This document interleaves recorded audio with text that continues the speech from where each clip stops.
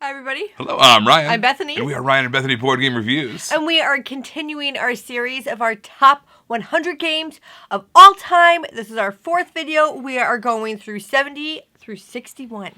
That's right. This has been a long time coming. We are on our fourth installment. We've got some pretty great games here. We do have one crossover, but we'll just talk about it individually. All right, ladies first. Thanks, babe. Okay, so my number 70 is Gizmos, and this is a game where you are drafting these marbles in order to spin them to do things, and you're creating all these stuff on your boards, and it just has this really fun thing where the marbles come out and how you're drafting them. It's a really fun game. I was introduced to this like in 2019, I think, and then I was like, I really like that, and I recently was able to play this game again, and I'm like, yep, still really like that. Gizmos. It's like the quintessential engine building game. Yes. Like everything you do stacks to the future. It's awesome. All right, my number 70 is Wonder Woods. This has got kind of a, I guess it's a, is it Prisoner's Dilemma? It's not Prisoner's Dilemma. It's, what's that thing called? The Monty Hall problem. I knew it was some kind of mathematical problem. It's the Monty Hall problem a little bit going on in this game, which I don't see gamified very often. I love that there's this little mathematical thing hidden within this mushroom hunting game, which is really silly. But basically, you're going to go out and hunt for these mushrooms. Everyone knows a little bit of information about how much these mushrooms might be worth, but no one knows exactly how much these mushrooms are going to be worth until you in the game. And you can buy more information, but it's going to cost you some of your information. You're going to have to give up some information to get more mushrooms, stuff like that. So it's a very light game, but every time I play it, I'm just kind of like, I don't know. I like this a lot, like probably way more than I should. I don't know what it is. I think it's just that Monty Hall problem, and I don't see it very often or ever in real life situations. Yeah, every time we play this game, Ryan's like, I really like this game. I'm like, I know you do. and other people like it too. It's not just like I'm a weirdo. It's a fun game. Yeah, it is a fun game. My number 69 is Whirling Witchcraft, and this is marble. This is another game where you are like trying to get all these potions, but you're trying to get your opponent to explode, essentially, like to have too much. So everything you're doing is drafting. You're doing this stuff, and then it's going to draft over, and then you're trying to get your opponents to basically overdraft. So it's really fun to work that out. I've not figured the game out. I lose it like I really lose this game every time I play. Like I'm not even close. I'm not even in contention. It's not even like close, but I still really enjoy it, and I like watching. We've played with some younger people in our life this game, like some 11 and 10-year-olds, and it's so much fun to see their brains like figure it out and then totally school me. I don't know. It's sad for me, but it's really fun for them, and I like watching that. All right, my number 69, this is Love Letter, but specifically I wrote down The Hobbit, The Battle of the Five Armies. The Love Letter is a game that we play a lot, and there's a lot of great versions out there, and they're all very, very similar. They usually have maybe one twist to them. So this one happens to be my favorite one, so it's kind of a placeholder for all of the love letters. But in this particular one, same as before, you were trying to either each round collect these tokens by being the last person standing with the highest number, or to be the last person standing, or out of the people who are the last people standing have the highest number. One of the things I like about this one, the number 3 card, which is the Baron in the regular love letter, I can't remember what it's called in this one, it's actually split as far as higher and lower, not just all higher. And there's even a 0 card in there. It's basically the One Ring. The One Ring can be low or high. It's this whole big thing. I love it. It fits really well thematically, as well as just my favorite version of Love Letter, which already by itself is a great game. My number 68 is Lost Cities, and this is a card game where you are trying to draft cards in your tableau, but they have to go in numerical order. So as soon as you play a 4, if you got a 3 in that color, you would no longer be able to play it. Every turn, you are drawing and playing a card, so sometimes you might have to play a card you don't necessarily want to, or even put in a shared tableau, put a card there that you know is going to be beneficial to your opponent, but you want to save something for yourself later on. It is a 2-player game. I feel like this is one of the like OG 2-player games. It is quite fun. All right, my number 68, this is Harry Potter, Hogwarts Battle, Defense Against the Dark Arts. All right, so there was a cooperative deck building game called Harry Potter Hogwarts Battle, and it was up to 4 players. But they took that same kind of system and symbology and all this kind of stuff and distilled it down to a 2-player competitive game called Defense Against the Dark Arts. I like them both very much, but our daughter was a big Harry Potter fan when this was came out, and she asked for this all the time. You say that like it's past tense. Like she was a Harry Potter fan. Well, I'm just saying this is what drew her to it. Yeah. She wanted to. We played through the entire campaign of the original game together, and with the expansion and everything. But then when the 2-player version came out, it was like we haven't gone back to the competitive or the cooperative mode. You know, she likes cooperative games. Yeah. It's just this one has been, because it captures her imagination a lot more. It allows you to kind of longer term build your deck up. You kind of play 3 rounds and you keep on building your deck and keep on building your deck, keep on building your deck. So things that work for you the first round might not work for you in the third round or something like that. So this is, I just love playing this with her specifically. It has this really special place in my heart, and that's why it's probably as high as it is. There's other deck builders I personally like a little bit better, but I'm not going to discount those moments with her. You know, that's like so special to me. Yeah. My number 67 is Quirky Circuits, and this is a programming game, but it's a cooperative programming game. So you're trying to get this little robot who has different ways that they move. There's a few different robots in the game, and they all do special things. And you have a deck of cards, and you are drafting these cards, but your not opponent, your teammate. Yeah. You guys are working together, are also drafting, and then they get revealed, and then you have to do whatever it says in that order. So it's just so funny. It's one of those games that when you don't do well, you're not even disappointed because the robot just does like absolutely hilarious things. So you're really happy when you figured it out. You know what each other has. You have kind of an idea of what you're trying to do, and you do it, and then when that doesn't happen and you just like totally suck and the robot just keeps bouncing into a wall because you got something wrong in your head, it's also enjoyable. So it's just one of those games that you love if you win and you love if you lose at the same time. My number 67, this is Red Rising. All right, so the first time I played Red Rising, absolutely loved it. Basically, it's a game where there's all these different colors of cards, and each one of them has an effect that happens when you play it, and an effect that happens if you keep it. It's usually a scoring parameter, and it might say something like the scoring parameters might be something like, if this card is with a blue card, this first card is worth 20 points. Then that blue card that you kept also might say something like, if this card is with a specific character, it's worth this X amount of points. Or this other card might say, this card is worth 20 points unless it's worth a red card, and then it's no good. Then it's worth 0 points, or whatever the case is. They all have different scoring parameters, and they all have special abilities when you play them. So it's this hand management thing going on of, do I play it for a cool special ability, or do I hang on to it for a cool scoring ability? And I just thought the cool system was really, really great. Turns out it's loosely based off of another game called Fantasy Realms, which I ended up playing later on. It's a little bit more slick and a little more streamlined. I think that Red Rising does a better job overall of kind of bringing you into that world and giving you more to sink your teeth into because there's other things going on.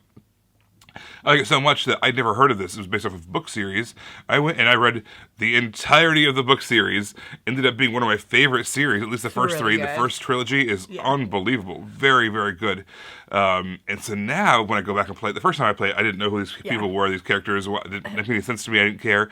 I just thought of kind of abstracted it in my mind and just played it out. But now that I know the characters when I play this game, I'm like, oh, I love the reason this card can't be with this card or else it gets negative points is because of this interaction that happened in the books. Or the reason this guy's wanted to be next to blue people is because of he's a pilot and he wants to be able to fly ships or whatever, whatever the thing is. So I really, really like this game. I love the thematic tie-ins. I love the game itself. The scoring is so wild and dynamic. I have a great time with this every time I play it. And it's another one of those games that plays up to 6 players and still feels like a good strategy game. Yeah. Sometimes you get to the higher player count and it's like, it turns into silliness and it turns into party game territory and stuff like that. This retains the board game stuff, and I like it a lot. The first 20 pages of that book might be some of the most emotional reading that's ever happened. It like pulls you. You are in the book. Okay. So my number 66 is Garten Bow. This is such an interesting drafting game. So you're trying to build these flowers, but you have to start like really basic, like the seedlings, and then they become like a medium flower and then become a big flower, but you have to blend them. And it's actually really difficult because they have to go in certain patterns in order to get the next stage up because you place it on top. So you have these tiles and you have to place it on top, but it has to be very specific things that you place on top. And then the ones that you place on top of that also have to be very specific. So you have to do a lot of planning in this game in order to get the big scoring, those big flowers, and it is so cool. This is another game I got the library to order because I just thought it was so interesting and really visually pleasing because of all these flowers that are happening.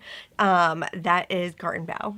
All right, so my number 66 is Seven Wonders, another big player quantity game that works really well while still retaining the board gameness without going to party game territory. This is a pass and play kind of game. It might even be one of the first board gamified pass and plays we ever played. Yeah, might be. Sushi Go came out around the same time. But basically what's going to happen is you're going to have a hand of cards, play one of them, pass the rest. Have a hand of cards, play one, pass the rest. And over the course of 3 ages, you're trying to build up your little civilization. There's all different kinds of ways you can score. All different color of cards mean different things. Some are attacking, some are just kind of points by themselves, some are special abilities, some are like really weird scoring opportunities. There's a ton of expansions. Each one of the expansions adds a new crazy way to score and kind of interact with the game. We've got 3 or 4 of them, and every single one of them I love. It's hard to introduce new people when you have all the expansion in there because there's a lot of symbols. There's a lot of symbols. That's kind of a negative side if you're learning this game cold. But there is some good aids to use as well. But if you're playing with people who are familiar with this game, oh my gosh, it's been so satisfying to play with all these different expansions, all these different things going on, and man, it feels so good to pull off some crazy combo when you're doing this. It did produce Seven Wonders Duel, its sequel, which is a great 2-player version, but it's very different as well. And I think a lot of people, it replaced Seven Wonders for them, because I get to do the same kind of a thing in Seven Wonders Duel. I still love Seven Wonders, especially with the higher player counts. Yeah. Really, really fun to see all that come together. That's crazy. I feel like those are 2 very different games. Yeah, I think it has to do with, I think it's just with the thematic stuff and the symbolic tie-ins. Maybe. And you are drafting, but it's a very different kind of drafting. Yeah. And I don't know. All right, my number 65 is Waffle Time, and I know when this came out, and I was raving about it, and I still am. I think it's a great game. I think nobody else is talking about this game, and I'm wondering if it's the theme, like if the theme just kind of turns people away because you are building your waffle, and you're trying to score the most points by drafting waffles and drafting toppings, and you want them to go in certain orders, like the certain different fruits score different ways, and so you're trying to draft those onto your waffle, bits of butter and syrup, all of that. Like nobody puts a drop of syrup. Like I get that. But the thing that I think is really cool about this game is how it populates. There's like this tracker in the middle that everybody's drafting from, and that's also the score tracker to the game. And I just really like how the whole game happens in this one middle tile. I just thought that was really cool and really unique how it just kind of kept track of everything for me and let me know when things are happening and how that's happening. So I just really thought that was really cool. And if you like waffles, you should definitely check out Waffle Time. It makes me hungry every time. It looks so It does look delicious. really The little beads look like little syrup pieces. Yes. Oh, it's so cool. All right, so my number 65, this is The Fox in the Forest Duet. Now, The Fox in the Forest was a 2-player trick-taking game, and that to me was just a wild, crazy concept. Growing up in the Midwest, trick-taking games are 4 players. Yeah. If you're lucky, 6 players, you know? Yeah. But it's exactly 4 or exactly 6. And then, of course, more trick-taking games have come out in the hobby, and there are a lot of interesting things going on there. But still, 2-player trick-taking games are just unheard of, it seems like. So that was really cool. But Fox in the Forest Duet was a cooperative 2-player deck-building game. And I think that was even crazier. You are working together, you can't communicate, you can only communicate through the card play, trying to figure out how you can clear the board of all these different things. And you play 3 rounds, and the more things you want getting added to the board. If you ever go off the trail, it gets worse for you. But I think this is an incredibly clever game. Does something that no other game does. and that's rare to say these days. Yeah. I have not come across a cooperative 2-player trick-taking game. Just hasn't happened. And then on top of that, it's really chill. The artwork is amazing. Yeah. The kind of storyline is really cute. And then Bethany and I can play it like on a coffee day, or just when we want to play a game, but we don't want to like brain burn. We just kind of want to have a little thinkiness, but not too much. Yeah. And there's hardly any setup. It's great. All right, my number 64 is Point Salad. This is such a fun game. I feel like every gamer has at least heard of this game.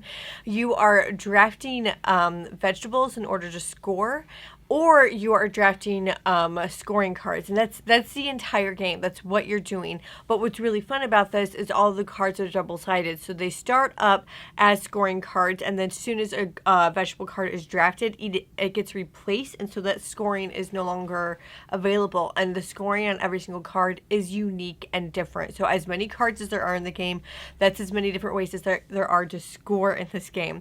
One of the things that makes it really interesting is that the variety of points really changes from game to game depending on what's able to come out and how you're able to draft things. I've played games where it's like a very high scoring game for everybody. I've played games where like if you go more than 30, it's like you did a great job. I also really like that how you separate the game. It actually has nothing to do with the gameplay. But if we're playing a 2-player game, we can play 3 games back to back with how you have to separate the cards beforehand. You have like 3 decks ready to go. So I just really like that you can play, and then you can shuffle everything together and do it again if you want. Or if it's a 6-player game, it's just all the cards. It's all the Or if it's a 3-player game, you have 2 decks ready to go. Ready to go. Yeah. All right. My number 64, Bethany already talked about, which is Lost Cities, the classic 2-player Knizia game. I love this game so much. It's another chill 2-player game. I like that you have to, in order to start one of these expeditions, start one of these colors, it actually costs you. Yeah. There's an investment being made. Then you have to make that money back up and then some to gain points. Very cool, very clever. Love this game.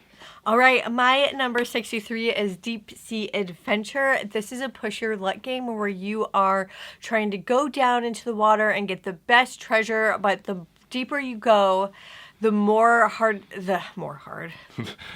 languages. It's going to be more difficult to get back up. As soon as somebody turns around to go back up, that's when you're starting to lose your oxygen tank. And so the oxygen tank is going down a little bit every turn, and then if you're carrying stuff, you are actually using more oxygen, so it's harder to get back up. It's heavier, so when you roll a die, you actually have to use some of those to account for your treasure pieces before you can actually move forward. I hardly ever win in this game. I die all the time. I go down and I never get anything, and it's just really fun. We just played a game recently where it was like it was almost all the treasure was at the bottom because we're all really bad at it. And it's really simple, a small box. It's a really fun one. It lends itself really well to like that kind of narrative of just silliness and role playing a little bit. All right, my number 63 is Race for the Galaxy. This is one of those kinds of games, kind of like Puerto Rico, where when you enact on your turn, you enact one of the phases of a game. And then everyone gets to do that same phase, but you get a better version of it. So maybe you're drawing cards, maybe you're playing out planets, maybe you're doing different things. But whatever it is, you kind of choose what happens and when it happens. And if you choose the right thing, you are going to get more of that particular benefit during that type of the game. This is spun off Roll for the Galaxy. A lot of people like Roll for the Galaxy better. I have never gotten into it. I've tried playing it a few times in person and online.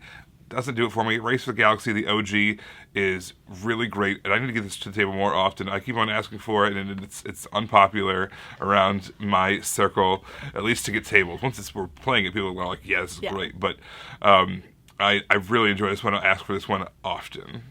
All right, my number 62 is Merlin. This is a Stefan Feld one, so of course he's going to show up many times on our list. But this is a really fun one because you're going around this circle in order to figure out what you're doing. But there's also this Merlin character that's moving the opposite direction on the circle. So I just think that that's really cool that you can manipulate that. This is another example of a game where you're rolling these dice and the numbers aren't good or bad. They just are different things that you're able to do. It's not like high is good and low is bad. You're just able to manipulate the board in different ways. So I really like seeing that and another implemented in yet another game. All right, so my number 62 is The Colonists.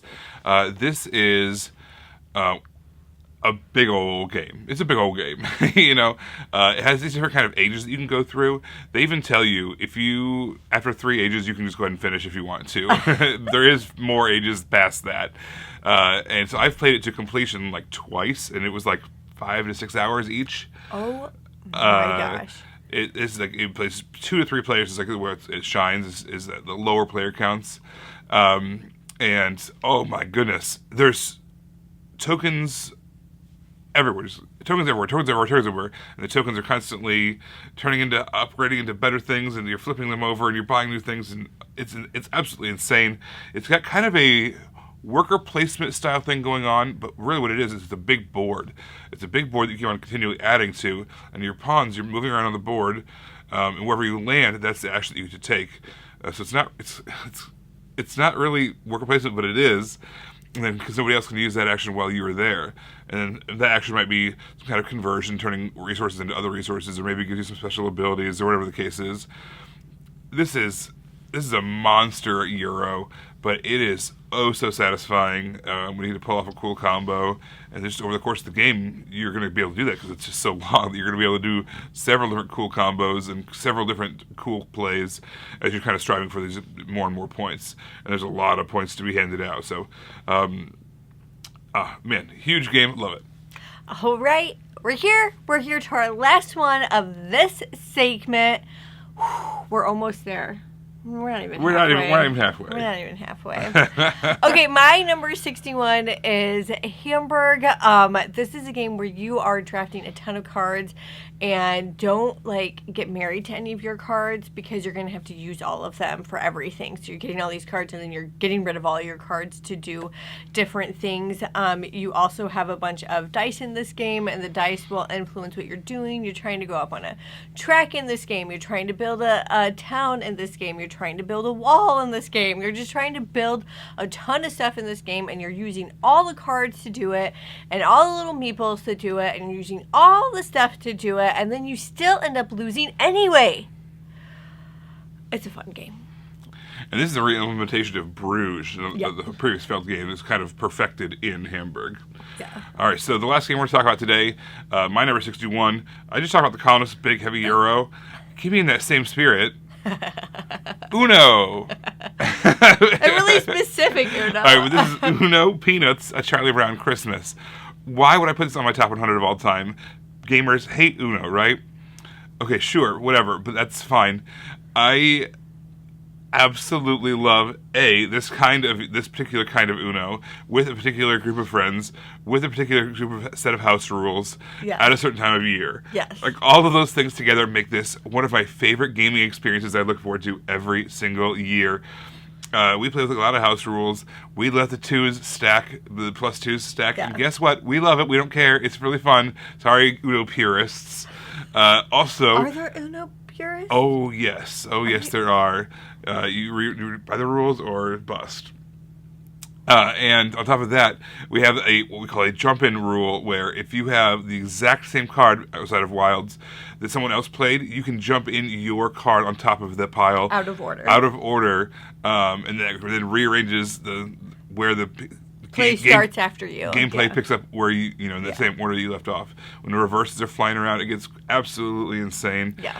Every Uno has like a special kind of a wild card. This one has called Happy Holidays. When you play that, everybody has to draw a card and possibly discard it. It's very, very silly. What a great memory.